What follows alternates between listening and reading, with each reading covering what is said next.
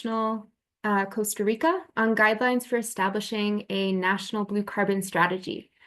My name is Jill Hamilton. I'm the Director of Ocean Climate Policy at CI. And CI is really thrilled to be hosting this webinar the same week as World Wetlands Day, when we come together as a global community under the mission of protecting wetlands for our common future. 2 years ago now, in February of 2023, Costa Rica launched a pioneering policy instrument that created an official pathway in Costa Rica's national policy framework for the conservation and sustainable management of blue carbon ecosystems. The creation of Costa Rica's National Blue Carbon Strategy, which aligns with other key climate policy instruments such as Costa Rica's 2020 NDC and National Wetlands Policy, is the product of a significant and really impressive journey of science development, multi-stakeholder engagement, and so much more. On today's webinar, you'll hear about the process of developing this national strategy from our speakers, Ana Gloria Guzman, the Executive Director of CI Costa Rica, Mauricio Castillo, representing Costa Rica's National Wetlands Program, and Jacqueline Rivera Wong, a blue carbon expert from the National Commission for Biodiversity Management.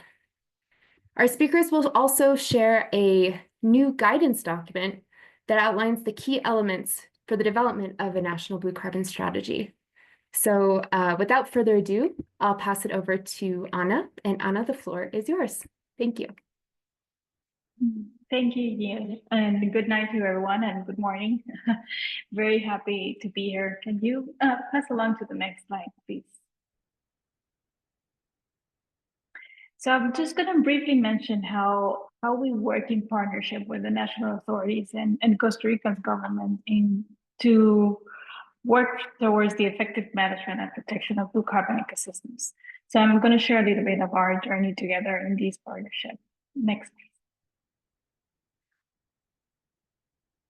So what I'm here is showing you is the Gulf of Nicoya, which is the second largest expansion of mangroves within Costa Rica. And 15 years ago, when we're starting on this process with national authorities, we understood that there was a lot of needs in terms of science and information to support effective management and governance of these ecosystems. With that, we embarked on a journey with the National Wetlands Program and authorities to start filling those gaps and to inform the process that would allow them to be more effective in doing their management. Next, please.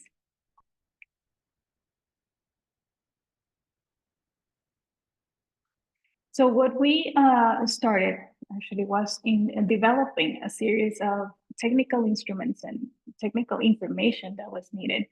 The first thing that we did was supporting the analysis of the ecosystem services and the evaluation of the ecosystem services of these ecosystems, understanding the threats, understanding the historical loss on these areas and the change that happened and the reasons of those changes, creating information on the carbon stocks, which was really innovative at the moment that we started, and creating this baseline of information that has allowed us to get to where we are now in informing decision makers on how to better understand the value, but also the importance of these ecosystems into national instruments and, of course, to achieve their climate commitments. Next, please. Thanks to this information and the science that was built, we have been able also to support into creating important stepping stones into improving and creating, restoring these ecosystems. One of the elements of building the science is that it has allowed for the country to have an understanding on how to better do restoration of the ecosystems. Understanding the threats has allowed to be very strategic on how to restore some of these critical areas. What you can see here is one of the efforts, the largest efforts on ecological restoration that has been done in Costa Rica. in coordination with, of course, the authorities, SINAC, and the local communities, to rehabilitate an area that was lost within a protected area and that has years of loss that have been allowed to be restored through these channels that you see in these images, and you can see how the natural restoration process has been facilitated by recuperating the conditions of the soil. And this is something that the information has been very valuable to create tools for and protocols for the authorities to replicate these models within the country. Next. The other important element of the journey that we have had with the authorities is the importance of local communities and local engagement. Wetlands and blue carbon ecosystems are public, and the beneficiaries of the services that they provide are mostly the coastal communities. So local engagement and active integration of coastal communities in the activities of supporting management and actions has been essential for national authorities to achieve and to advance towards their goals. The other layer, of course, that is critical is to ensure that these ecosystems has an opportunity to develop alternative livelihoods and complementary livelihoods that are linked to that commitment towards management of these ecosystems. And this has been a critical element that has been integrated into the blue carbon strategy for the country. Next, please. And through this journey, and creating the science to inform decisions and to understand what work is needed has allowed us to get to what Jacqueline and Mauricio are going to share in a moment, which is how, as a country, we have been able to include blue carbon ecosystems as a key element within our climate policies, and also to align several instruments that we have within our country into this national blue carbon strategy for guiding what is next. How do as a country we ensure integration of stakeholders, implementation of actions to restore, manage, and protect these ecosystems. And with that, I'm gonna pass it along to Mauricio, who's gonna talk on the importance of the National Wetlands Program and the role they have within the authorities to advance these commitments. Thank you.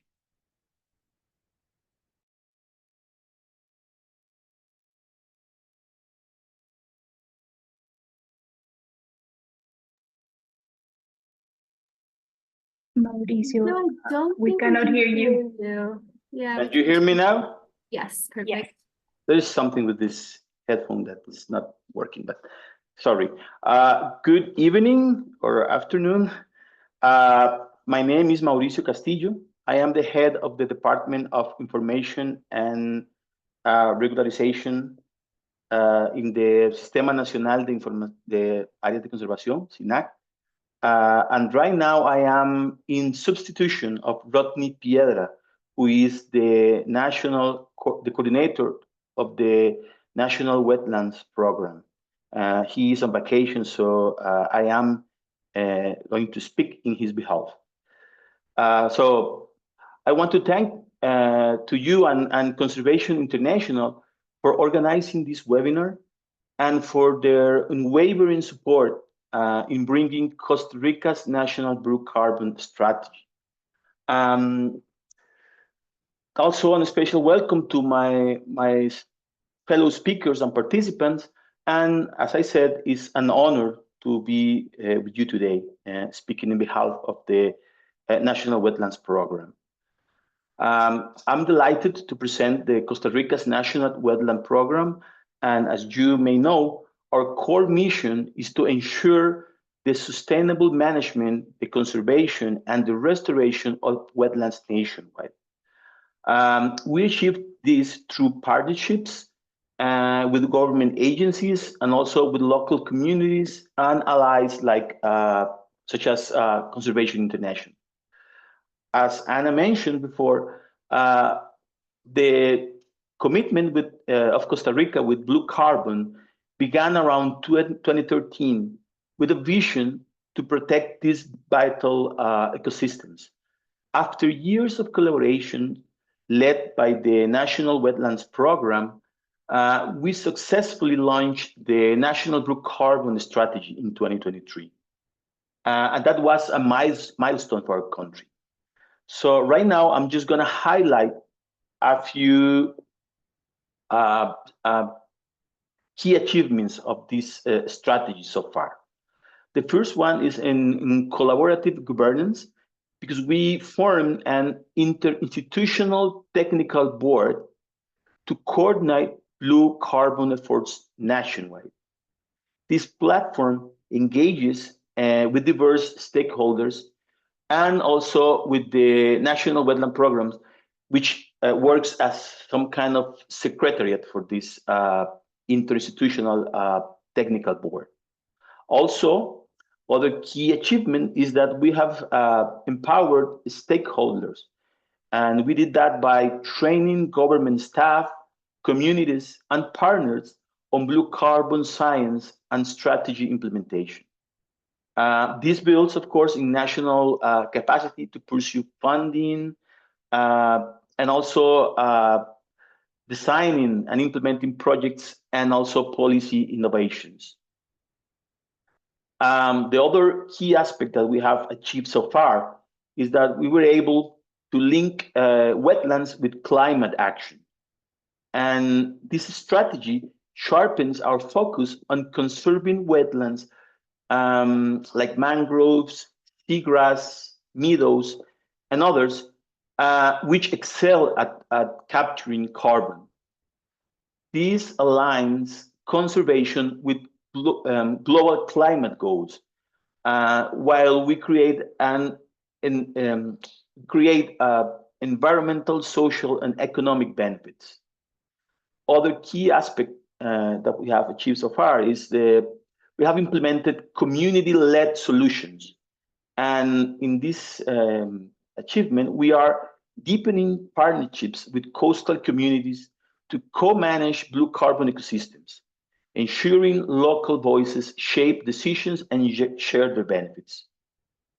Also, we have been trying to make some kind of science-driven progress. We are collaborating with universities to map and measure carbon storage in wetlands. And we hope that this data will strengthen policies, will attract partnerships, and also will guide restoration priorities. Finally, as climate impacts accelerate, the National Blue Carbon Strategy positions Costa Rica to protect these ecosystems while advancing in sustainable development. Again, thanks for your attention, and I'm going to pass the floor to Jacqueline Rivera, who is a fellow SINAC employee before. Thank you. Thank you, everybody. Good afternoon, good night, good morning, because we have people around the world.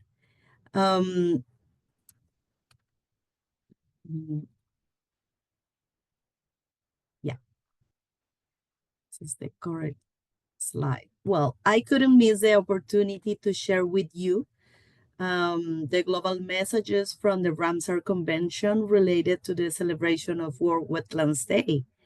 And like you know, every 2nd of February since 1997, we celebrate this day as the anniversary of the convention. Some general information about the convention was adopted as an international treaty in 1971 in Ramsar in Iran, along the shores of the Caspian Sea. Ramsar Convention is the world's first modern global multilateral environmental agreement. and only one devoted to a specific ecosystems, wetlands, of course. And today, we have 172 countries are in its membership, like contracted parties. So each is committed to the conservation and wise, sustainable use of wetlands in their countries. And an interesting fact was since 2022, Costa Rica, together with other countries among Mexico and others, present a proposal to the United National General Assembly for February 2nd to be recognized as International Wetlands Day by the United Nations. And the good news is that we achieved it. So this celebration is aligned with the UN Decade in Ecosystem Restoration, which calls for the protection and revival of ecosystem around the world. So the next COP will be held in Victoria Falls in Zimbabwe in Africa. And the graphic that you see in the screen, the heart, represent people from around the globe joining together in our love for planet's wetlands and in our commitments to protect them. So I think that is a beautiful graphic for this World Wetlands Day. And overriding messages is that the Ramsar Convention select by valuing and protecting this richly biodiverse, productive ecosystem and inspiring action on their behalf, together we can safeguard our common future and well-being. So we can apply this message to the topic that brings us together today. And around the world, we have a task ahead of us to improve the evaluation of the blue carbon ecosystems and to continue protect them. Sharing experience is one more way to work together for our common future. The next slide, please. Okay. No, sorry. No, the last one. Yeah. Let's start with the topic that we that connected us today from different parts of the world. But before talking about the key elements to build a public policy document related to the blue carbon, I would like to clarify that the main objective is to safeguard wetlands ecosystems and recognize that one of their ecosystem services is carbon sequestration.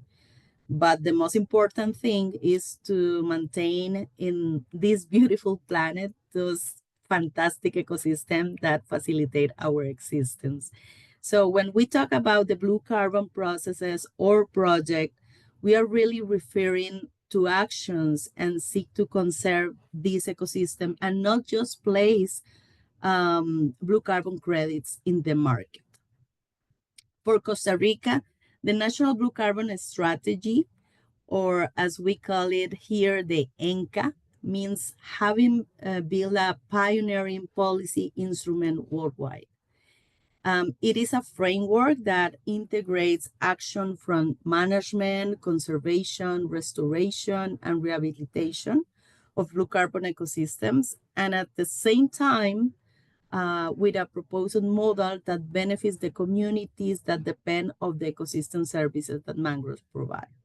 So the NCA was launched, like someone said at the beginning of the webinar, was launched to the world in February 2023, but it was 10 years earlier that the first technical data related to carbon stocks in the main mangrove area was born. It has been of interest of several countries and partners to know the step of Costa Rica in the construction of this ambitious public policy. We have personally felt the support of Dr. Musonda Mumba, for example, the Secretary General of Ramsar Convention, colleagues from China around a guide to support their model of mangrove restorations, Friends in Fiji congratulate us and want to know in detail how our story had been integrate blue carbon ecosystems in the NDC process. And in the framework of the International Partnership for Blue Carbon, we were welcomed with open arms and took our achievements to the COP28 on climate change 2 years ago in Dubai.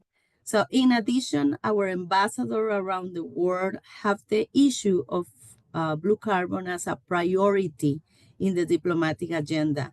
And an example of this was the accompaniment of our ambassador in Paris at the headquarters of UNESCO. Next slide, please.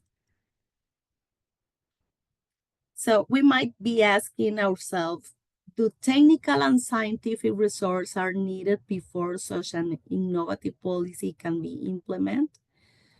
For us, the answer was yes, of course.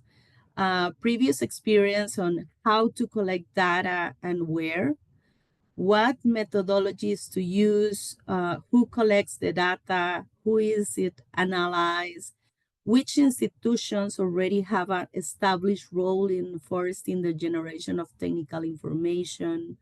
All this background was crucial for Costa Rica to have a methodological framework that supports the work on blue carbon. And based on Costa Rica experience, the key first steps for a country considering the development of a blue carbon strategy or action framework are, for example, systematize previous carbon work. This could include carbon from another forest for example, the country's experience in REDD+. Another key is based on this information, we can analyze a long-term concept. For example, what is the commitment that the country could secure related to the management of blue carbon ecosystems? And another key is analyze the regulatory framework. Another example in Costa Rica was to have a national wetland policy that since 2017 include the elaboration of the ENCA, in fact, and in addition, commitments to the Ramsar Convention, the Sustainable Development Goals, and another multilateral agreements. So this is an opportunity to align national commitments with international commitments on blue carbon and its associated ecosystems. Next, please. And speaking of international commitments, in the framework of the Paris Agreement, the NDCs represent a very clear opportunity to include a specific contribution on blue carbon. As Costa Rica did in 2020, creating a section called Ocean and Water Resources, included protection, monitoring, and restoration action, as well as boosting the generation of information for peatlands and seagrasses. And one of the enabling conditions for the elaboration and implementation of the ENCA in Costa Rica has been the governance structure. The National Wetland Advisory Council, the National Wetland Program, the Vice Ministry of Water and Seas, the National Meteorological Institute, the Climate Change Directorate promoted or are currently promoting the implementation of the ENCA and its action plan. And in addition to the active role of NGOs, in the case of Costa Rica, such as Conservation International and Pew, as well as academia and civil society. Mapping governance structure is crucial for successful implementation so that we can visualize the gaps and create a roadmap for improving governance in the future, improving transparency and access to information and coordination mechanisms, accountability, monitoring, and benefit sharing of biodiversity. And in Costa Rica, we identify the users of the blue carbon ecosystems, and the community-based trajectory was very, very easy to identify in this country. Empower communities, communities alert to the degradation of blue carbon ecosystems, and communities willing to support restoration processes were key to the implementation of the 22% progress of the NCAT to date. This progress is only possible through collaborative work, of course. Next one, please. This image represents many hours of discussion, many hours of knowledge, doubts, cups of coffee, but is the result of the comprehensive roadmap that help us to move forward without losing our way. It seems simple, but it's not. What I value most about this scheme is that we can easily identify the actors who must contribute to each framework and how some tasks are connected to others, even if the people responsible for executing them are different. You will say it all looks very good, but we have had major challenges, in fact. Considering the scientific information start to be generated in 2013, it took Costa Rica 10 years to launch the ENCA. This responds to gap of political support in some years, which delayed the technical and operational route that was really ready for action, in fact. And I remember one specific day. This is a short story, but I remember one specific day when Dr. Miguel Cifuentes, who is our blue carbon expert in Costa Rica and in the region, and a friend too, he was still working at CATIE, the institution that initiated all the studies on the calculation of the carbon stock in the main mangrove areas in Costa Rica. And after the studies, there was a political initiative to elaborate a national blue carbon policy in that moment. So multi-stakeholder workshops were held, 3 documents related to stakeholder mapping, financing, and the draft policy were elaborated, and then there was a shift in the political position, and that proposal had to go with some spiders in a desk drawer. So we lost the cooperation of some allies. Miguel had to face the donors, and you can imagine the sadness of the story, but a few years later, the political situation changed. And the date I remember was when I asked Miguel for a meeting to tell him that there was a window of opportunity to move forward with our innovative policy.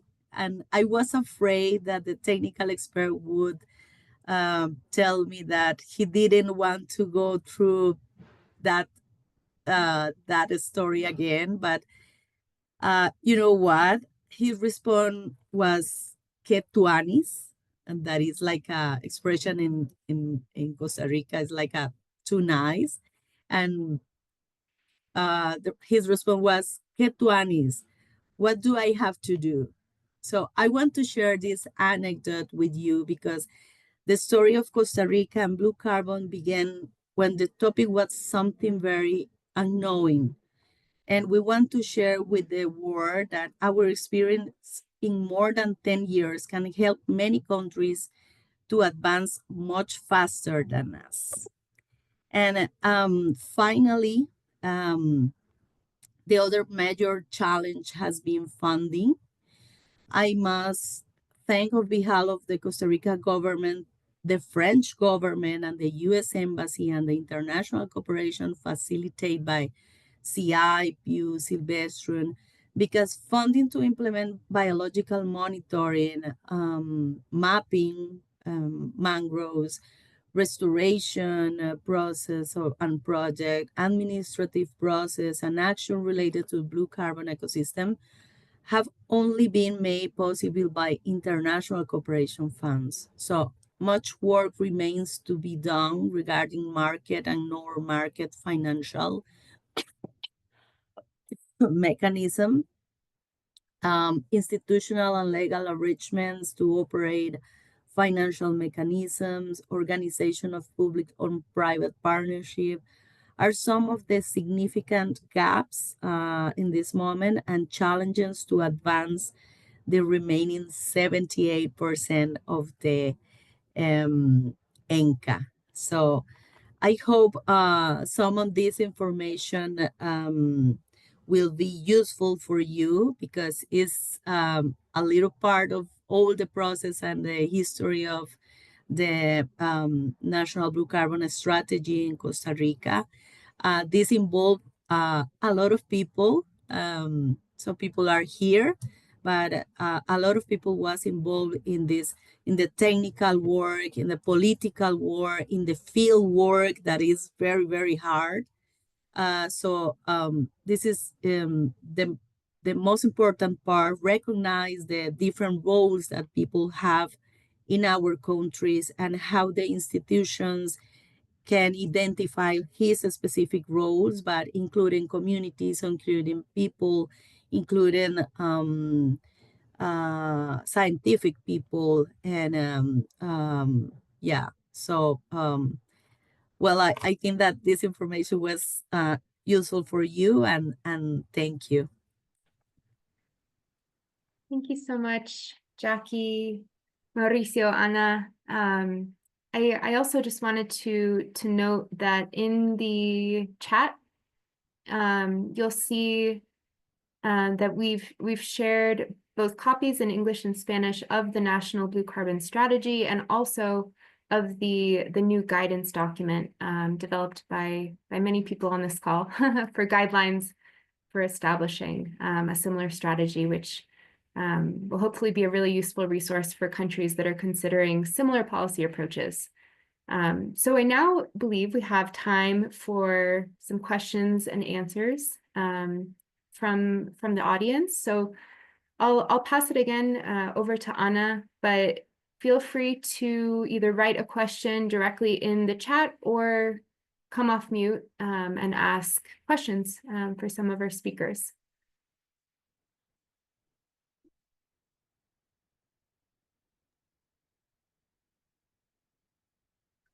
Thank you, Jill. Let's see, we have any questions? You can raise your hand. I can start with one in the meantime while we get everybody warm on questions. Just thinking on the journey that you described, Jackie, on this experience, knowing that it took a little bit more than 10 years. What are maybe the most key lessons learned that you could show or tell the audience on what is the process? You highlighted a couple of being patient, but I think you have a lot of experience in this case, and I would like you to share those lessons learned. Couple of lessons learned that I think other countries will benefit of understanding of navigating in this process.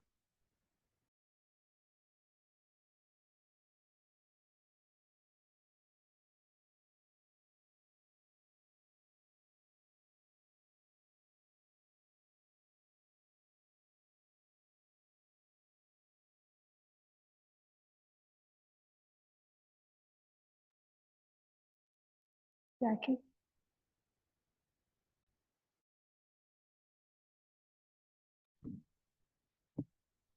Ready now.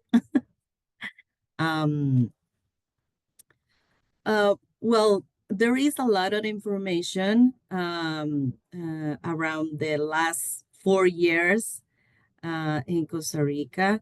And I was reading a comment in the chat related with how the process was or can be affected related to the change in the administration of the government, and it's part of the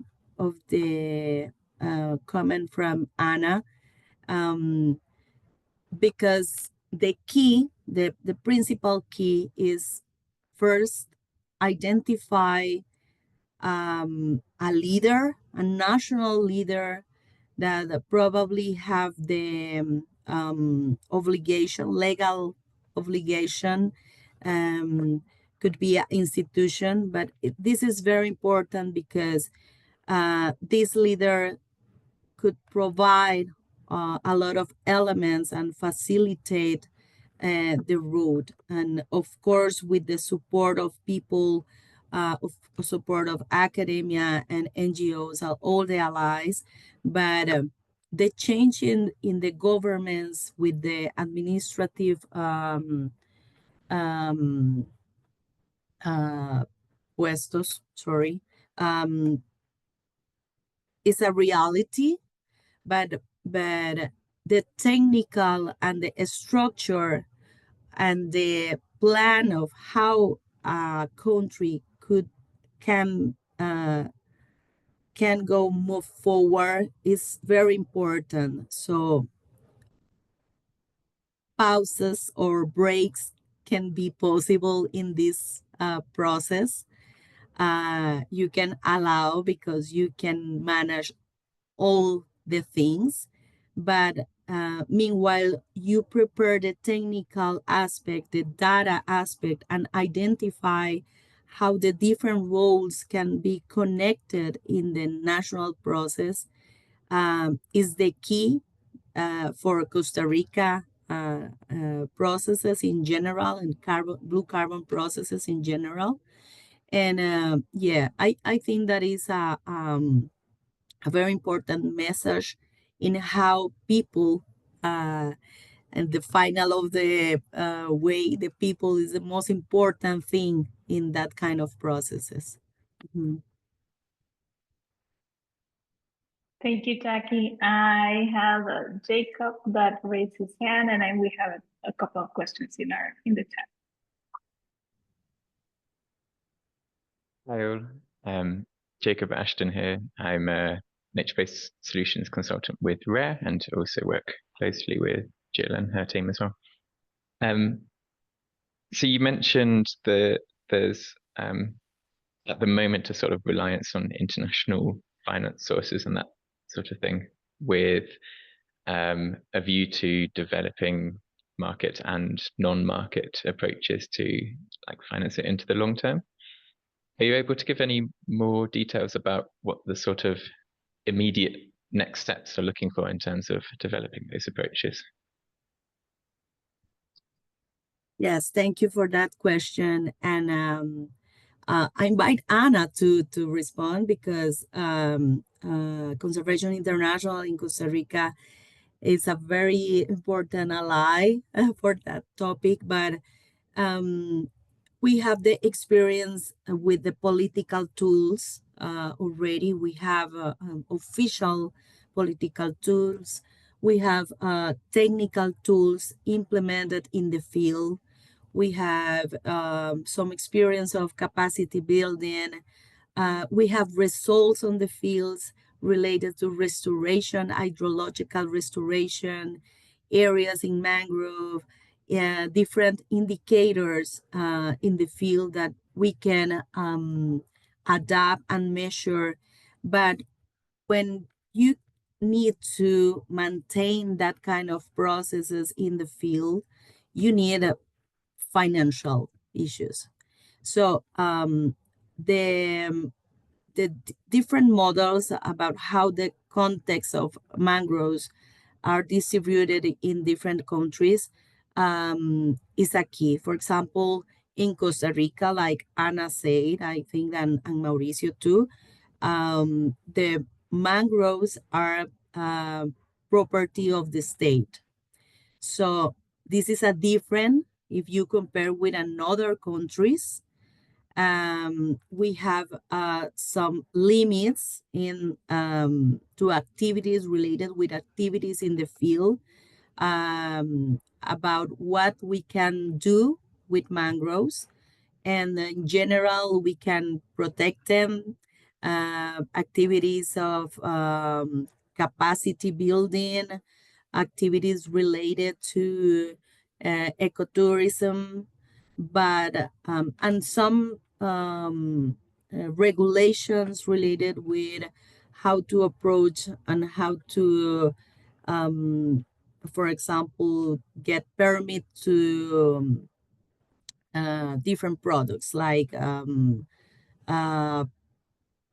pianguas, sorry, shells and that reality in our country is related to how to construct or build the governance and how to distribute benefits of the biodiversity if you know the state of the mangrove. So for Costa Rica, we have a gap related with the governance structure and the financial mechanisms, because we already need to create this kind of structure, governance and finance. And the cost of the implement the restoration processes is very high right now. It's not, I think that is not only in the case of Costa Rica. I think that the different countries that have some experience about restoration project in the field knows that is not cheap. So there is a gap of financial allies that need to, so the country needs to be more structure and create, in the case of Costa Rica, create the governance structure specifically in the context of our mangroves. And I don't know if Anna wants to add some more details. Thank you, Jackie. Just briefly, because we have a couple of good questions on the chat. I think one of the most critical elements of the strategy is that it does allow us to have a pathway on the steps that have to be completed for the country then to be able to move towards potential markets as one of the options of as a financial mechanisms. What the country doesn't want is to just align with what type of financial mechanism. So one of the elements of the strategy is that to have the information on the health, the information on the condition, the information of what is needed to restore, and how to integrate effectively the communities and as the one beneficiaries of these ecosystems, to be able to have all the enabling conditions for different financial mechanisms. Ideally, markets at some point. The country is also structuring regularization for entering markets in general, and that includes mangroves and does have to undergo that process. Thankfully, with all the information and the science that has been done, the protocols and working with the Meteorological Institute to have all the accounting of the blue carbon into our systems and the baseline is already ongoing. So having all these building blocks is essential for the country to assess the possibility to enter markets. But that as a possibility, what is in the strategy is to think on a pathway with multiple sources of mechanisms, financial mechanisms, to ensure effective implementation of the strategy and, of course, effective management of these ecosystems. I'm going to stop there and share on the questions, maybe the one from Santa, that it does, how do you make sure it doesn't affect the livelihoods of locals and you make sure that they are included into the implementation? is the work, the collaborative work with communities in Costa Rica is not new. It's a not new thing. We have experience working with local communities, not only with wetlands, with forests, with biodiversity in general. It's very common to work with them. So in this case, the work in the field related to the restoration projects, mangrove projects, was very easy. And I say that it's easy because the communities in Costa Rica normally are very aware to how is doing around his communities, because it depends of the there is a fisherman in his community, the woman that depend of the products of the forest or of the wetlands, or his their local activity are extremely related to the benefits of that ecosystem. So for us, I think that this is very, very good news that local community are always involved and what are happening in the field, what are happening with their ecosystem. So they ask for help, they ask for support from the government, support from the academia, support from the NGOs. Is a normal way to work with their communities.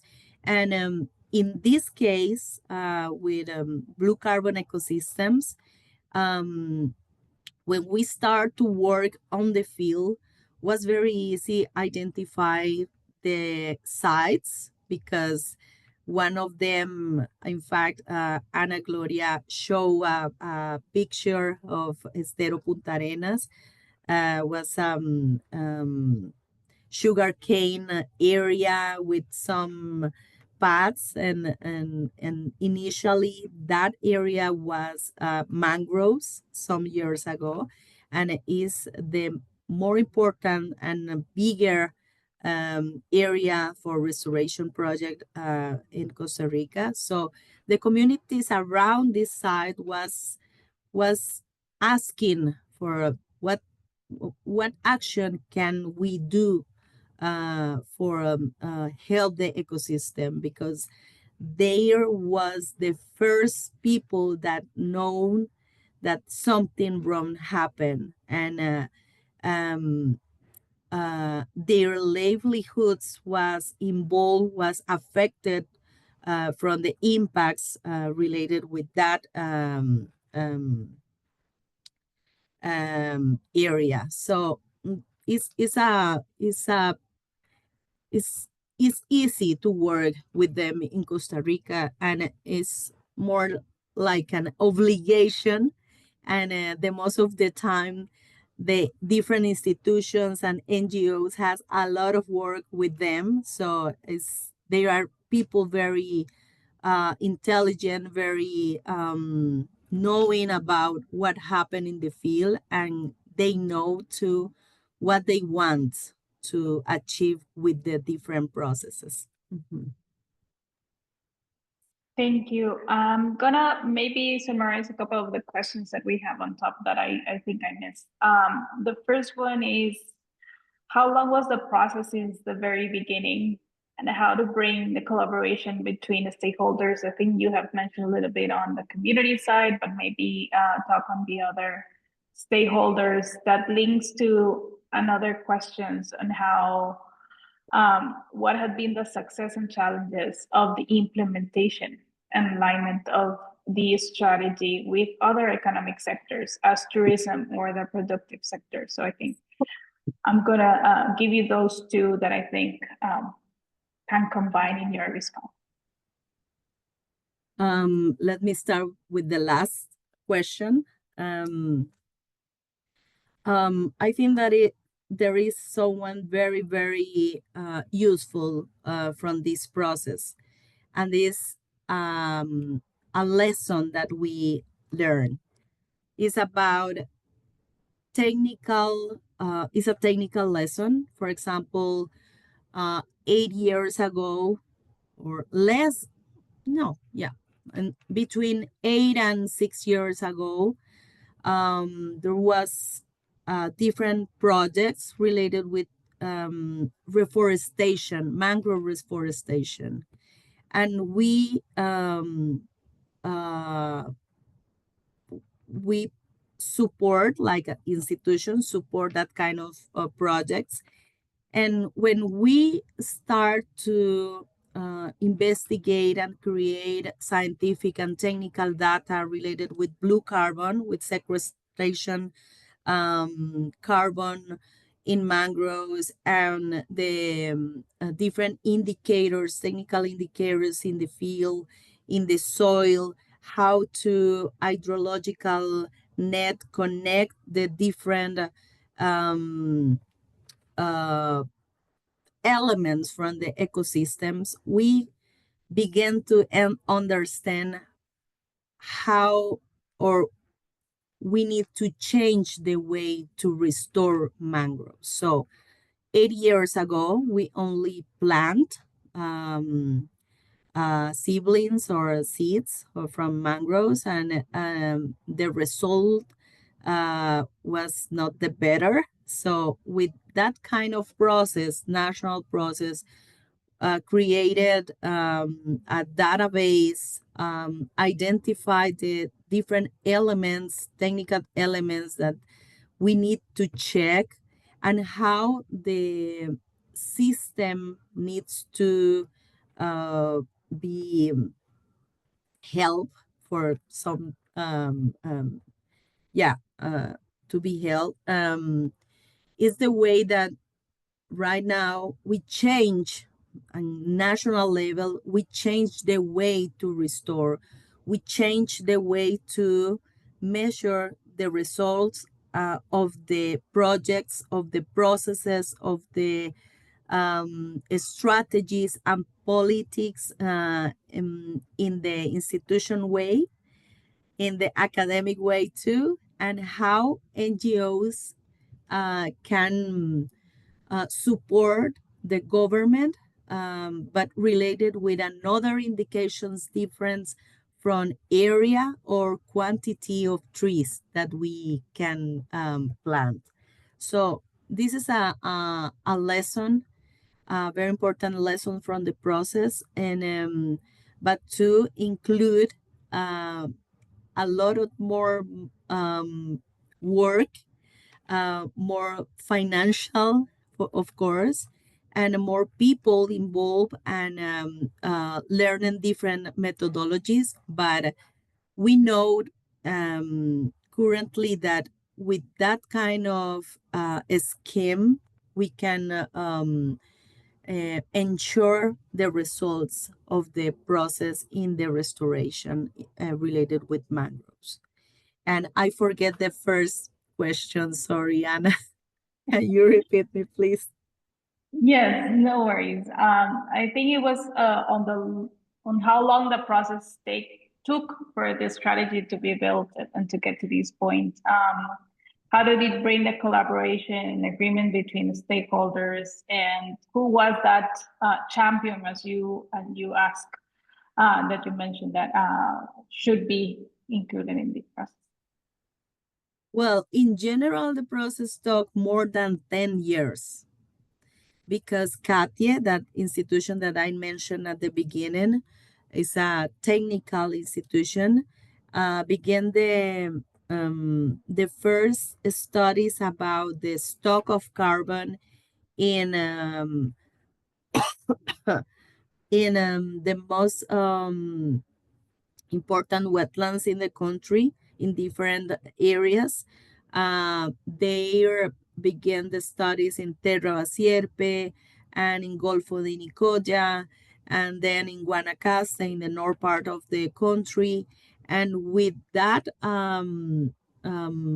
database, was the beginning of that story. So in that moment, like 12 or 13 years ago, the government and the national institution was a part of that topic. Nobody was talking about blue carbon ecosystems, wasn't in the agenda, in the institutional agenda, was only in the academic agenda. So that results support the idea and the topic and how to prioritize that ecosystem in the institutional agenda. But I think that it was like 4 years later than the studies shows the results. So in that moment was only an academic topic. When this target was shared with the government, of course, in the international agenda, blue carbon ecosystem was in the table of discussion. And for example, Conservation International was talking about that in other countries too. Mexico is a country that have more years working on blue carbon ecosystems with the focuses on blue carbon sequestration and how to measure, how to evaluate, how to construct and support his data to his technical data and how to include communities. So this is the story of Costa Rica, but there is another countries in the region that have a story too, and a very good results too. So with that, I want to show that this process from maybe 12 years in Costa Rica is the process of Costa Rica, but we began in the moment that blue carbon topic is not in the table of the institutional of governments.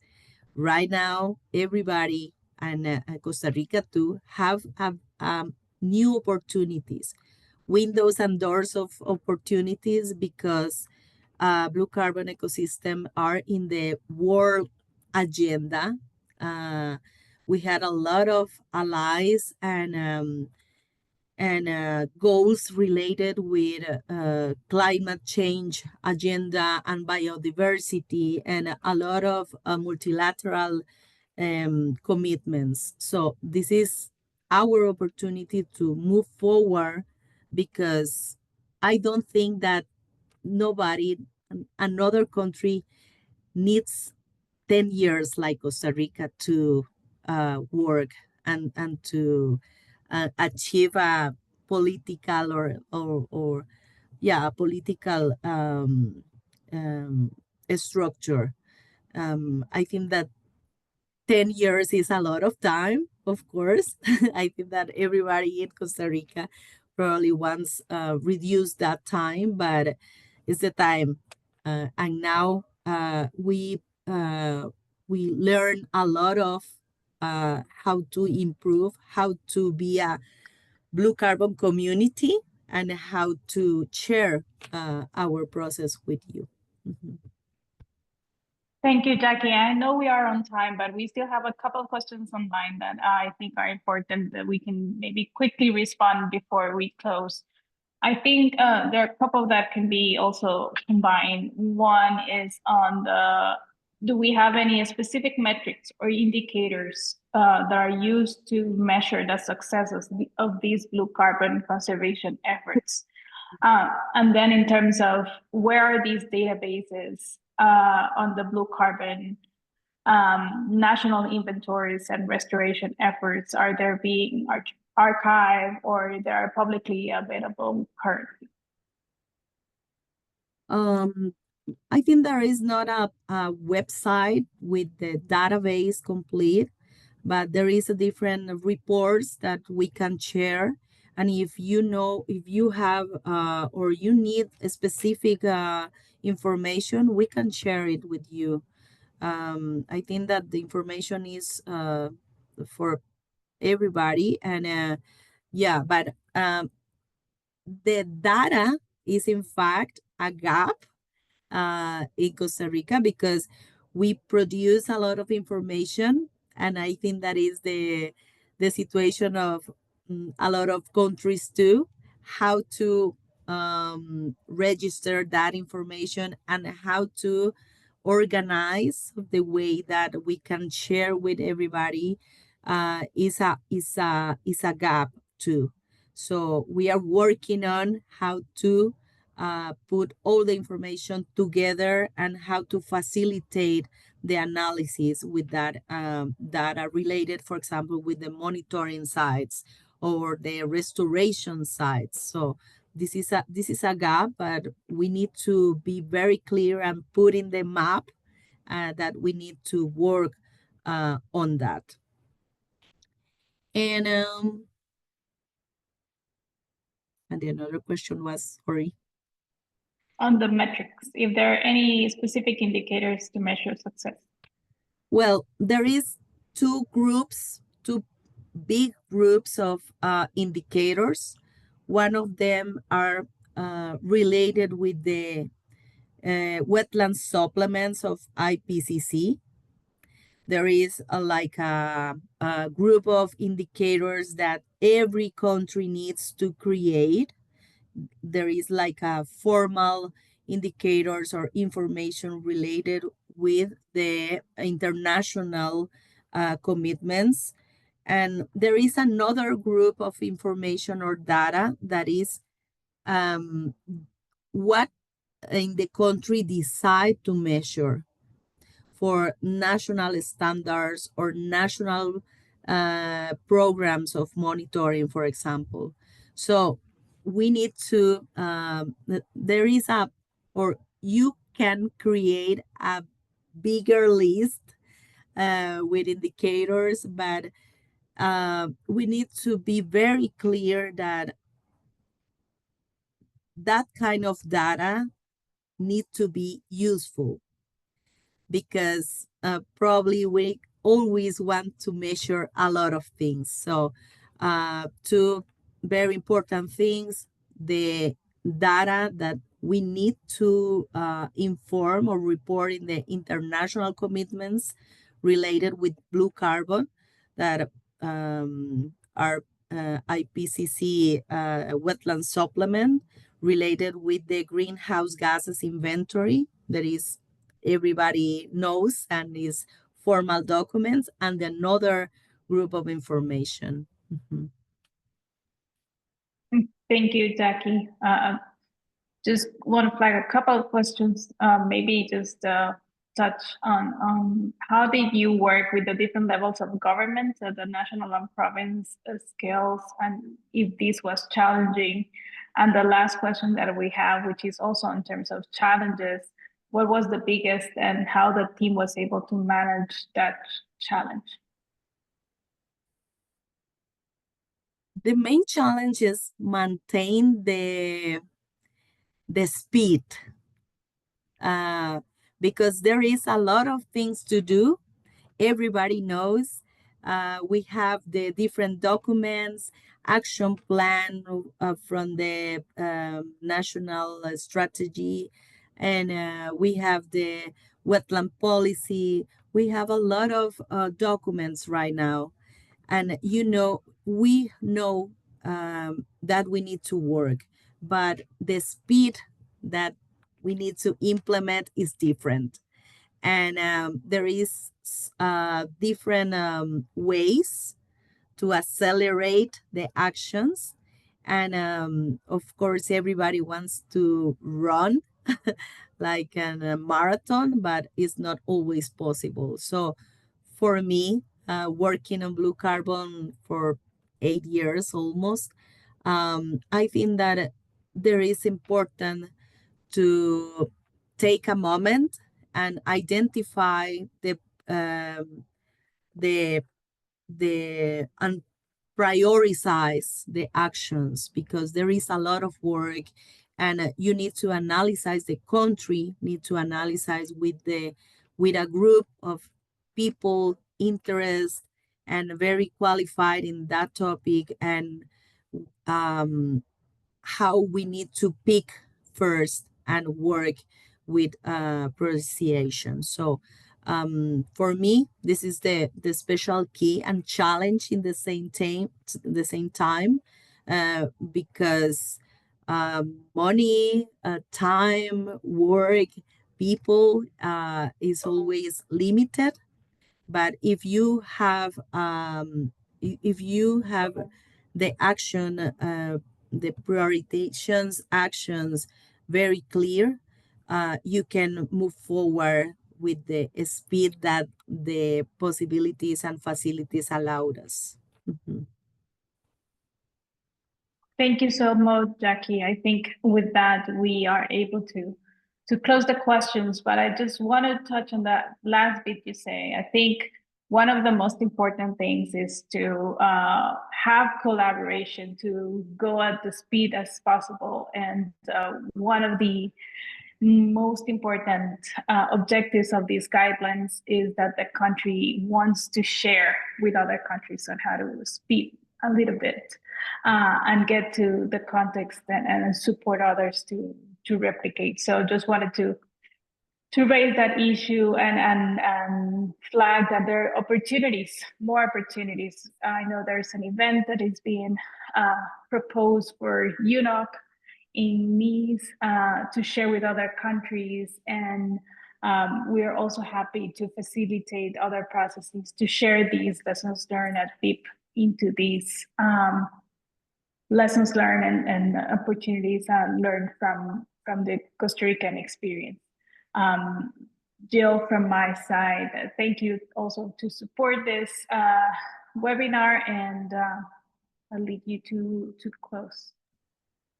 Yeah, thank you, Anna, and thank you everyone for joining. I know I learned a lot. I hope it was informative, and I just encourage us all to stay connected. I think there's so much room for collaboration, sharing of best practices, discussing these challenges, and really embracing the message of World Wetlands Day in our work, as I know most of us do every single day. So thank you for joining us tonight or this morning, wherever you are. And I hope you have a very nice rest of your day, and we'll see you soon. Thank you.